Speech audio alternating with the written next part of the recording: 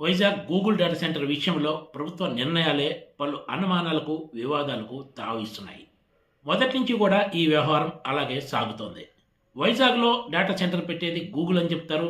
కానీ ఈ డేటా సెంటర్‌కు మాత్రం భూములన్నీ కూడా అదాని గ్రూప్ సంస్థలకు కేటాయిస్తారు. దీంతోనే ఈ మొత్తం వ్యవహారం పలు అనుమానాలకు తావిచ్చేదిగా మారింది. రాష్ట్ర ప్రభుత్వం కూడా ఈ విషయంలో ఎన్నో విమర్శలు ఎదుర్కోవాల్సి వస్తుంది. కొద్ది నెలల క్రితమే ఆంధ్రప్రదేశ్ ప్రభుత్వం వైజాగ్‌లో డేటా సెంటర్ కోసం వివిధ ప్రాంతాల్లో మొత్తం 480 ఎకరాల భూమిని కేటాయించింది. ఇప్పుడు తాజాగా ఈ మొత్తాన్ని 600 ఎకరాలకు పెంచుతూ ఉత్తర్వులు జారీ చేస్తుంది. ఇదంతా చూస్తుంటే ఆంధ్రప్రదేశ్ ప్రభుత్వం కార్పొరేట్ కంపెనీలు ఏమి చెబితే అదే చేస్తుందన్న అనుమానం స్పష్టంగా కనిపిస్తున్నాయి. గూగుల్, అదానీ లాంటి కంపెనీలు ఏమాత్రం అంచనాలు లేకుండా, డీపీఆర్ లేకుండానే వైజాగ్‌లో డేటా సెంటర్ల కోసం భూమి కోరాయా? తొలుత 480 ఎకరాల భూమి కోరి తర్వాత ఈ మొత్తాన్ని 601 ఎకరాలకు ఎందుకు పెంచాయి? ప్రభుత్వం కూడా ఆ కంపెనీలు కోరినట్లే అలా భూములు కేటాయిస్తూ ఎలా ముందుకు సాగుతుందనేదే ఇప్పుడు తీవ్ర చర్చనీయాంశంగా మారిందని చెప్పాలి. వైజాగ్‌లో ఏర్పాటు చేసే డేటా సెంటర్‌కి సంబంధించి రైతులన్నీ కూడా రైడ్ అండ్ ఇన్ఫోటెక్ ఇస్తామంటూ ప్రభుత్వం జీవో జారీ చేస్తుంది. కానీ భూముల విషయానికి వచ్చేటప్పటికి అదానీ గ్రూప్ కంపెనీలకు ఈ భూములు కేటాయిస్తూ ఉత్తర్వులు జారీ చేసింది.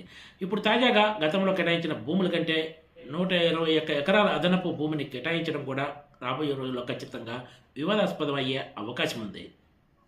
అదేంటంటే గూగుల్ డేటా సెంటర్లో అదానీతో పాటు ఎయిర్టెల్ వంటి సంస్థలు కూడా భాగస్వాములుగా ఉన్నాయని ప్రభుత్వం చెప్తోంది.